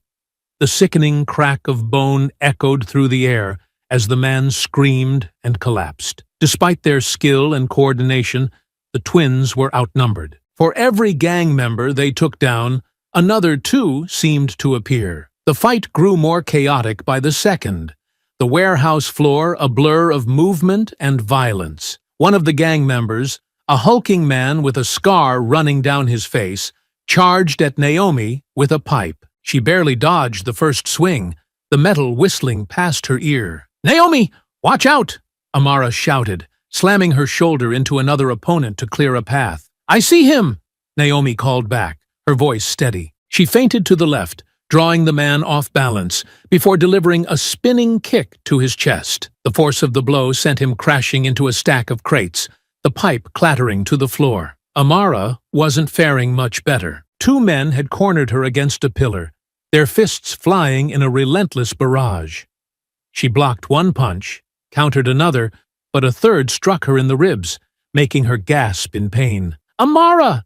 Naomi shouted, rushing to her sister's aid. She grabbed a metal rod from the ground and hurled it like a spear, striking one of the men in the shoulder. The distraction gave Amara the opening she needed. She spun low, sweeping the legs out from under the second man, before delivering a brutal stomp to his chest. "Thanks," Amara panted, her hand pressed to her side. "Don't mention it," Naomi replied, offering her a quick nod before turning back to the fray. The gang was relentless, their numbers seeming endless as they pressed their attack. The twins fought back with everything they had, their movements a blend of precision and raw power. But the toll was beginning to show. Cuts and bruises marked their skin, their breaths coming in ragged gasps. Through the chaos, a new sound cut through the air, the piercing wail of a siren. Amara and Naomi paused for a brief moment, their eyes meeting. "That's our signal," Amara said. Naomi nodded, wiping blood from her lip. "Let's finish this." With renewed determination, the twins launched into one final assault, their strikes landing with brutal efficiency. They fought side by side, covering each other's blind spots as they pushed the gang back inch by inch. Brooks's voice crackled over the comm. "We're advancing! Keep them distracted." "Copy that," Amara replied, her focus unwavering. The fight was brutal and unrelenting, but as the tactical team pushed forward, the tide began to turn. The gang's confidence wavered, their formation crumbling under the combined assault. "Fall back!" one of the gang members shouted, his voice tinged with panic. The twins didn't let up, their movements swift and deadly as they drove the gang into retreat. The warehouse floor was a battlefield, but the tide was shifting in their favor. The fight wasn't over yet, but as the first rays of dawn began to pierce through the warehouse windows, one thing was clear. The gang's stronghold was crumbling, and the twins weren't stopping until it was gone. The gang had retreated further into the warehouse, leaving behind overturned crates, scattered weapons, and the groans of those too injured to flee. Amara and Naomi crouched behind a stack of shipping containers, their eyes darting across the dimly lit space. The tactical team's voices crackled faintly over the comms, punctuated by the sound of boots on concrete. "They're regrouping," Naomi whispered, peering around the edge of the container. "They're not gone.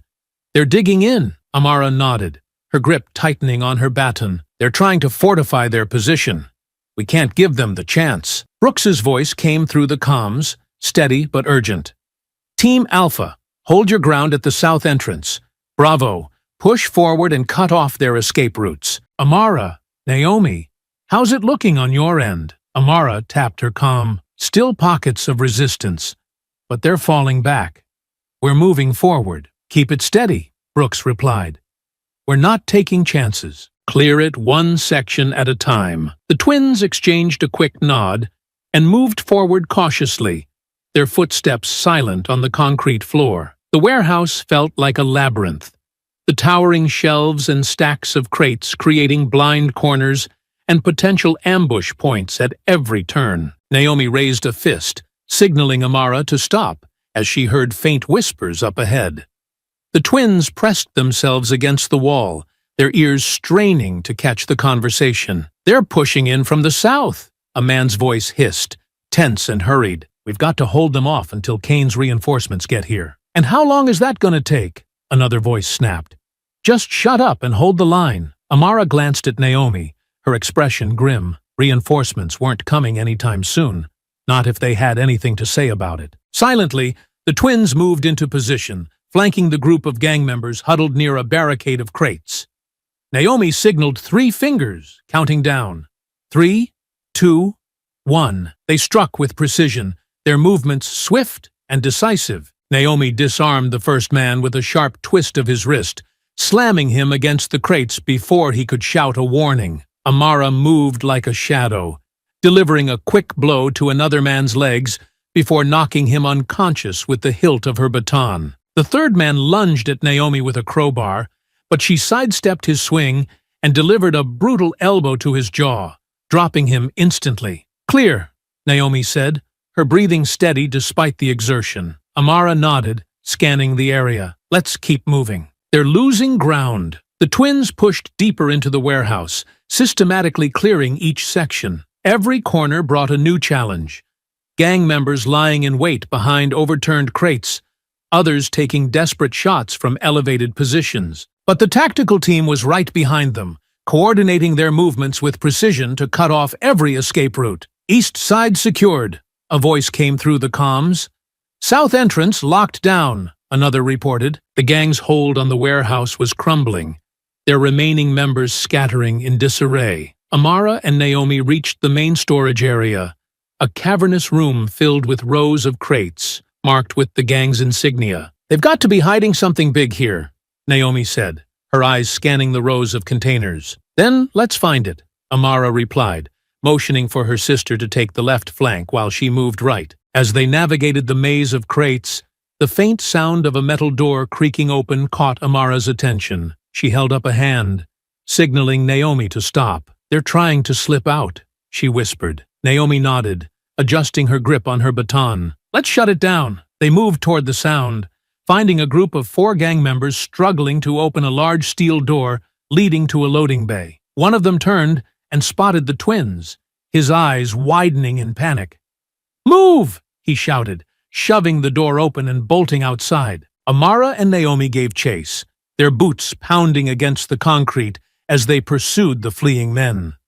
2 gang members tripped over debris, and Naomi was on them in an instant, her strikes swift and punishing. Amara caught up to the leader, tackling him to the ground just as he reached the edge of the loading dock. Not so fast, she growled, twisting his arm behind his back. The man writhed beneath her, cursing and spitting. You think you've won? He snarled. This is just one warehouse. You'll never stop us all. We'll see about that, Amara said coldly, binding his hands with zip ties. By the time the twins returned to the main floor, the tactical team had secured the remaining gang members. Brooks stood in the center of the room, surveying the scene with a satisfied nod. Warehouse secured, he said through the comms. Let's start cataloging everything. I want every crate opened, every document photographed. If Kane's got connections here, we'll find them. Amara and Naomi exchanged a weary glance, the adrenaline of the fight finally giving way to exhaustion. But as they looked around at the dismantled stronghold, they couldn't help but feel a sense of accomplishment. One step closer, Naomi said quietly. Amara nodded, her gaze steely. And we're not stopping until it's done. The atmosphere in the FBI's temporary command center was electric. The tension from the warehouse raid had given way to a quiet urgency as analysts pored over the stacks of documents and encrypted files recovered during the operation. The twins sat at the edge of the room, their eyes fixed on the monitors displaying reams of data. "We've been combing through everything for hours," an analyst said, rubbing his temples as he flipped through a stack of printed documents. "Most of it is logistics, shipping schedules, payment ledgers, inventory lists. It's damning, but it's not enough to tie directly to Kane." Naomi leaned back in her chair, tapping her fingers on the table. "So we're still chasing ghosts?" she muttered. "Not quite," another analyst interjected, his tone cautious but intrigued. "We found something buried in the encrypted emails. Something subtle. It almost looks like it was meant to blend in." Amara's gaze sharpened. "What kind of something?" The analyst pulled up a file on the main monitor. "This ledger tracks payments routed through one of Kane's shell companies, but there's a specific series of transactions flagged for consultation fees. On the surface, it looks innocuous, but the amounts don't make sense for the services listed. They're massive, far larger than what you'd expect for legitimate consulting work." Naomi frowned, leaning forward. "So it's a cover?" "Exactly," the analyst said, zooming in on the details. "And here's the kicker. The recipient of these payments is another shell company we've tied to Kane's personal accounts. He's laundering money directly into his own pockets." A murmur rippled through the room as the significance of the discovery sank in. Brooks, who had been standing near the back, stepped forward, his expression grim. "This is what we've been waiting for," he said, his voice steady but tinged with urgency. "It's not just circumstantial. This ties Kane to the financial backbone of the network. If we can corroborate this with the rest of the intel, we've got him." Amara exchanged a glance with Naomi, her lips pressing into a thin line. "So, what's the next move?" Brooks pulled up another document on the monitor, this one outlining the upcoming meeting of Kane's higher-ups. The emails also reference a meeting, one that's happening sooner than we thought. Kane's planning to gather his top people at a private estate just outside the city. If he gets spooked, there's a high chance he'll use this as an opportunity to flee. Naomi crossed her arms, her brow furrowed. "And if he gets away, he'll disappear. He's got the money and resources to make sure we never find him again." "Exactly," Brooks said. "Which is why we can't wait for the perfect moment. This intel gives us probable cause to act now, but we need to move carefully. Kane's estate is heavily secured, and if he catches wind of what we're planning, he'll be gone before we get through the gate." Amara's jaw tightened. "So we hit him before he has the chance. What's the plan?" Brooks motioned toward the tactical team gathered near the back of the room. "We're coordinating with local authorities and federal marshals to execute a warrant at the estate. But it's not just about getting through the front door. We need to ensure Kane doesn't slip through an escape route." "That's where you two come in." Naomi raised an eyebrow. "What are you thinking?" "There's a service road that runs along the back of the property," Brooks explained, pulling up a satellite image of the estate. "It's secluded and easy to miss, but it's the most likely escape route if things go south. You'll be stationed there to intercept him if he tries to run." Amara studied the map, her mind racing. "And if he doesn't take the bait, then you secure the perimeter and provide backup to the entry team," Brooks said. "Either way, we're bringing him in." The room fell quiet as everyone absorbed the weight of the mission. For the twins, this was the culmination of everything they had fought for. The chance to take down the man who had orchestrated so much destruction. Naomi broke the silence, her voice calm but resolute. "When do we move?" "Tonight," Brooks said. "The warrant will be finalized within the hour. Once it's in hand, we roll out." Amara nodded, rising from her chair. "Then let's make sure we're ready. We're not letting him slip away." As the twins prepared their gear, the room buzzed with activity. Analysts finalized the intel, tactical officers reviewed the layout of the estate, and Brooks coordinated with the local SWAT team. Naomi adjusted the strap on her vest, glancing at her sister. "Feels like the end game, doesn't it?" Amara smirked faintly. "It is. For him, at least." The two shared a brief moment of understanding before turning back to the task at hand. This wasn't just another mission. It was the culmination of everything they had been fighting for. As the clock ticked closer to the operation, the twins felt the weight of the moment settle over them. They had one chance to bring Cain to justice, and they weren't about to let it slip through their fingers. The sun dipped below the horizon, casting the city in hues of deep orange and shadowed purple as the FBI convoy rolled out from the command center. The hum of engines and the quiet murmur of final preparations filled the air inside the lead vehicle, where Amara and Naomi sat with Agent Brooks. The tension was palpable, every movement deliberate, every word measured. "This estate isn't just some luxurious hideout," Brooks began, pointing to the detailed floor plan displayed on the tablet in his hand. "It's a fortress. High walls, motion sensors, armed guards, and at least 3 potential escape routes. Cain isn't taking any chances." Amara leaned forward, her eyes narrowing as she studied the map. "What about his private security? How many are we looking at?" "Between 15 and 20, based on the intel," Brooks replied. "They're not just thugs. They're well-trained and well-armed. They know what they're doing." Naomi smirked faintly, her tone dry. "Well, so do we." Brooks glanced at her, a flicker of a smile crossing his face, before his expression turned serious again. "This isn't just about getting in. We have to be precise. Cain's estate is outfitted with multiple safe rooms, and if he makes it into one, it'll buy him enough time to call in backup, or worse, escape entirely." Amara tapped the screen, her finger tracing the escape routes. "And that's where we come in. The service road behind the estate. What's the layout like?" Brooks pulled up a satellite image. "It's heavily wooded, with limited visibility, perfect for a quick getaway, which is why you two will be stationed there. If Cain bolts, he'll be heading your way." Naomi nodded, her expression grim. "And if he doesn't, then you join the main team and help clear the estate," Brooks said. "But if he runs, you're our last line of defense." The twins exchanged a glance, their silent communication as seamless as ever. This was what they were trained for, what they excelled at. As the convoy neared the estate, the tactical team began their final checks. Weapons were loaded, comms were tested, and each member reviewed their role in the operation. Amara and Naomi stood by the rear of their vehicle, adjusting their gear and syncing their comms with the team. "This feels different," Naomi said quietly, tightening the strap on her vest. "It is," Amara replied, her tone steady. "Cain's not just another target.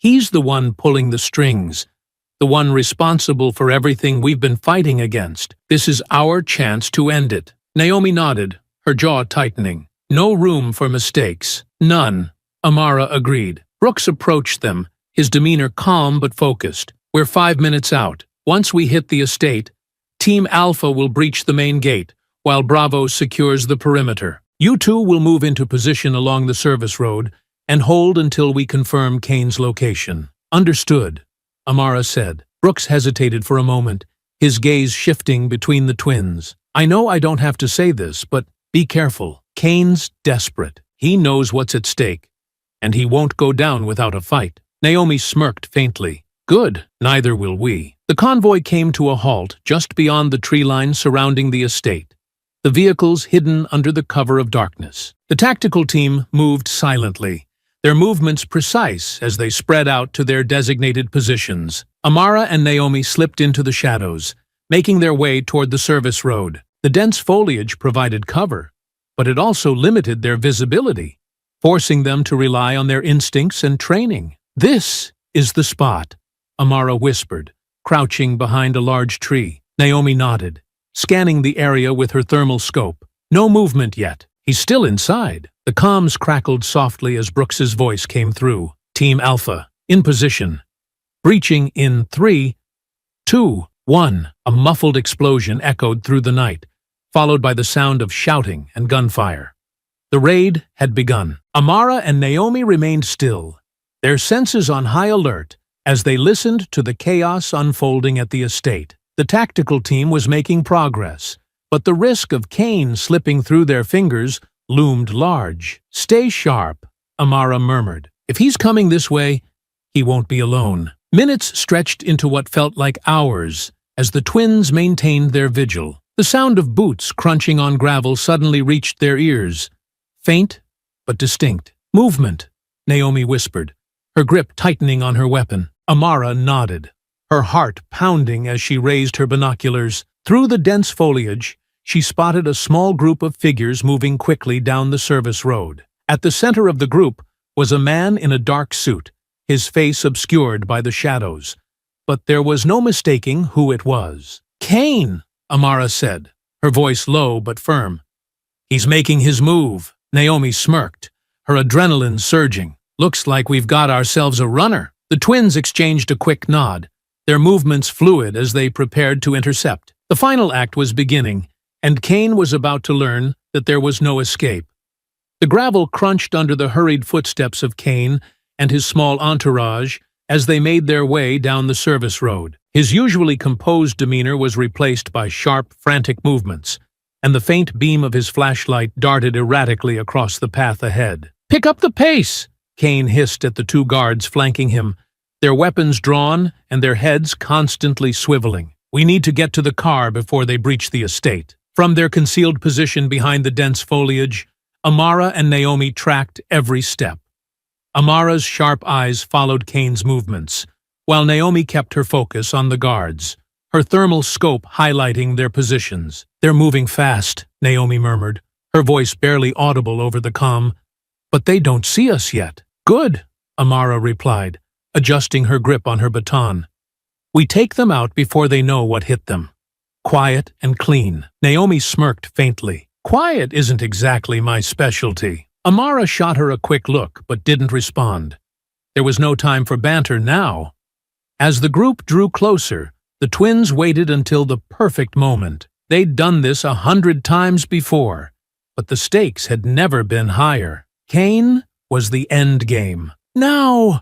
Amara whispered, and the twins sprang into action. Naomi darted out first, moving like a shadow as she intercepted the guard on the left. Her baton cracked against his wrist, forcing him to drop his weapon with a yelp of pain. Before he could react, she delivered a swift blow to his knee, sending him crumpling to the ground. Amara was right behind her, targeting the second guard.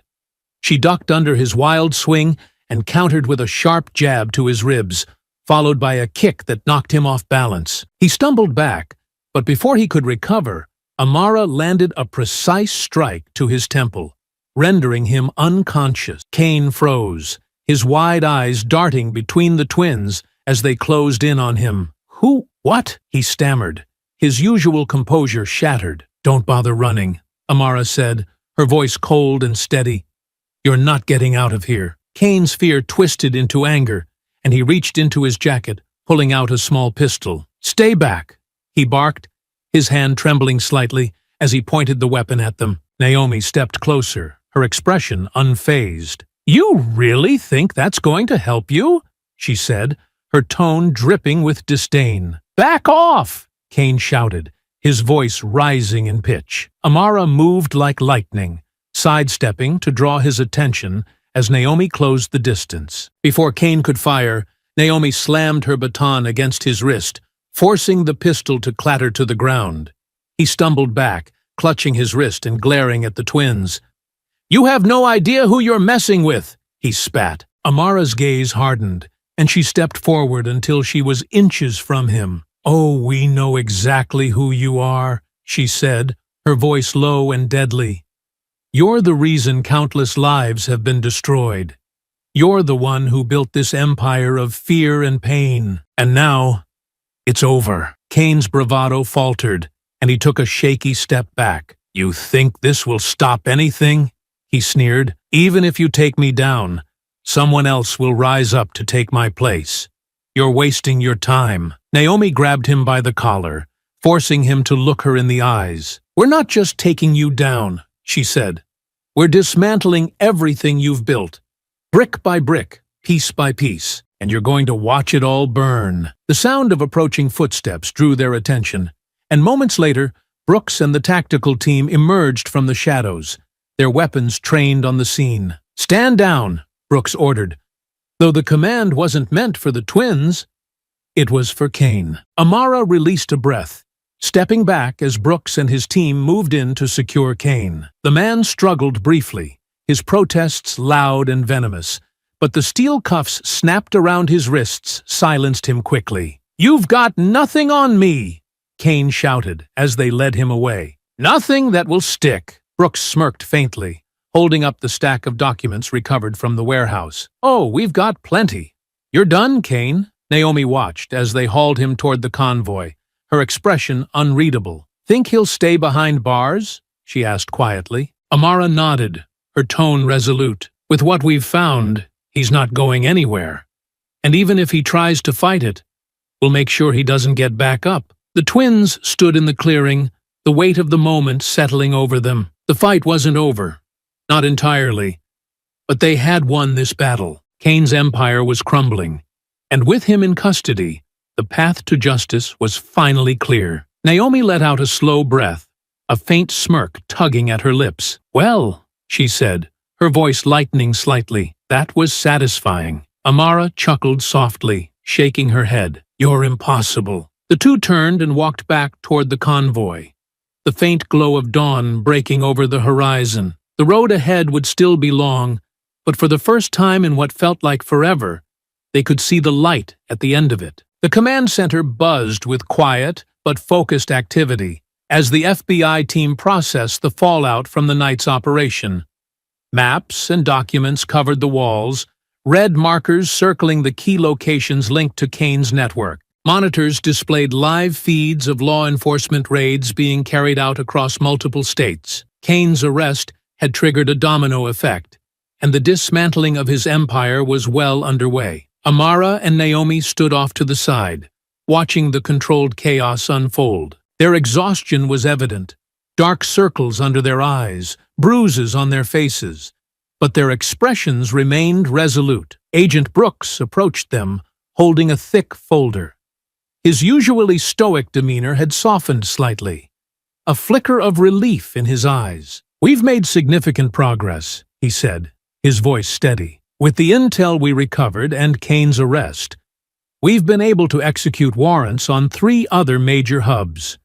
His operation is falling apart." Naomi arched an eyebrow, folding her arms. "And Kane? Is he talking yet?" Brooks smirked faintly, shaking his head. "Not yet, but it doesn't matter.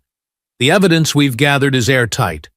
Financial records, emails, encrypted communications, every piece ties back to him. He can fight it in court, but it's only a matter of time before he's convicted." Amara glanced at the monitors, her gaze lingering on a live feed of agents loading confiscated crates into trucks. "And what about the people he's hurt? The communities he's torn apart?" Brooks's expression turned somber. "It's going to take time to rebuild," he admitted. "Kane's network caused a lot of damage, but his influence is gone, and that's the first step. Local leaders and organizations will have the space to start reclaiming what was taken from them." Naomi nodded, though her jaw tightened slightly. "He gets a trial," she muttered, "a chance to plead his case, while so many of his victims never got the same opportunity." Amara placed a hand on her sister's shoulder, her voice calm but firm. "Justice doesn't always come quickly, but it comes. We've done our part. Now it's up to the system to finish the job." Brooks glanced between the two of them, his respect for the twins evident. "You've done more than anyone could have asked," he said. "Without you, this operation wouldn't have been possible." Naomi smirked faintly. "We don't do it for the credit." "No," Brooks said, his tone thoughtful. "But you deserve it all the same." The twins exchanged a brief look, their unspoken bond as strong as ever. For them, the mission had never been about recognition. It had always been about doing what was right. As the day wore on, the team worked tirelessly to finalize reports and prepare for the legal proceedings against Kane and his associate. The twins remained in the background, observing the ripple effects of their actions. Naomi leaned against the wall, her arms crossed as she watched an analyst compile a list of charges against Kane. Conspiracy, racketeering, money laundering, arms trafficking. She read aloud, her tone dry. "Quite the resume." Amara chuckled softly, and he thought he was untouchable. Naomi's smirk faded slightly, as her gaze drifted toward the board of names and faces, the hierarchy of Cain's network, now riddled with red X's. "We've taken out the head," she said quietly, "but there's always another one waiting to take his place." Amara followed her gaze, her expression thoughtful. "Then we keep fighting," she said simply. Before Naomi could respond, Brooks approached them again, holding a small tablet. "There's one more thing I thought you'd want to see," he said, handing it to Amara. The screen displayed a live feed from the detention center where Cain was being held. He sat in a stark interrogation room, his hands cuffed to the table. His suit was rumpled, his hair disheveled. A far cry from the confident, untouchable man he had once been. "He's not so smug anymore," Brooks said, a note of satisfaction in his voice. "Every time he realizes how much we've uncovered, you can see it chip away at him." Naomi took the tablet, her eyes narrowing as she studied Cain's defeated posture. "Good," she said bluntly. "He should feel every bit of the weight he's put on others." Amara nodded, her gaze steady. "And he will, for the rest of his life." Brooks took the tablet back, his expression softening. "You two should get some rest," he said. "You've earned it." Naomi smirked faintly, though exhaustion was evident in her eyes. "Rest sounds good," she admitted. As Brooks walked away, the twins lingered for a moment longer, the weight of their actions settling over them. They had brought down a man who had caused untold harm, but the fight for justice was never truly over. Amara placed a hand on Naomi's shoulder, a faint smile tugging at her lips. "One battle at a time," she said quietly. Naomi nodded, her resolve unshaken. One battle at a time. As the sun set on the horizon, the twins walked out of the command center together, their silhouettes framed against the fading light. The road ahead was uncertain, but they knew one thing for sure. They would face it together. A week later, the quiet hum of the small diner's neon sign was the only sound as Amara and Naomi sat in a corner booth, the remnants of their meal pushed aside. The familiar setting of their hometown provided a stark contrast to the chaos of the past weeks. The worn leather seats and the faint scent of coffee felt like a world away from the high-stakes missions and battles they'd faced. Naomi leaned back, her gaze drifting out the window to the street outside. It was late, and the town was quiet, save for the occasional car passing by. "Feels strange, doesn't it?" she said, breaking the silence. "Being back here, like nothing's changed." Amara stirred her coffee, her expression thoughtful. "The town hasn't changed," she said quietly. "But we have." Naomi smirked faintly, though there was no humor in it. "We always knew this place wasn't perfect," she said. "Remember how we used to hear people talk? The things they'd say when they thought we weren't listening?" Amara nodded, her grip tightening on the mug in her hands. The subtle comments, the casual jokes, the way they'd act like it was all harmless. Naomi's smirk faded, replaced by a hardened look. "That's the part that always got me. How easy it was for them. Like it didn't even register that what they were saying was wrong. It was just normal to them." Amara's gaze turned to the window, her reflection staring back at her. "That's the problem," she said softly. "It's not just the big things, the hate crimes, the violence. It's the everyday stuff. The things people think are okay because no one calls them out on it. That's what lets the bigger stuff grow." Naomi let out a slow breath, her frustration evident. "And people like Cain take advantage of it. They exploit that ignorance, that complacency, build entire empires on it. But not anymore," Amara said firmly, her voice cutting through the tension. "We tore his empire down, and maybe it won't fix everything, but it's a start." Naomi glanced at her sister, a faint smile tugging at her lips. "You always were the optimistic one." Amara chuckled softly, shaking her head. "Not optimistic, just determined." The two sat in silence for a moment, the weight of their conversation settling over them. Despite everything they'd been through, the fight felt far from over. But sitting there, together, they found a moment of peace. Naomi leaned forward, resting her elbows on the table. "You know, through all of it, everything we've faced, it's always been you and me, no matter what." Amara met her gaze, her expression softening. "Because that's how we were raised, to have each other's backs, always." Naomi nodded, her voice quiet but resolute. "And we always will." The bond between them was unshakable.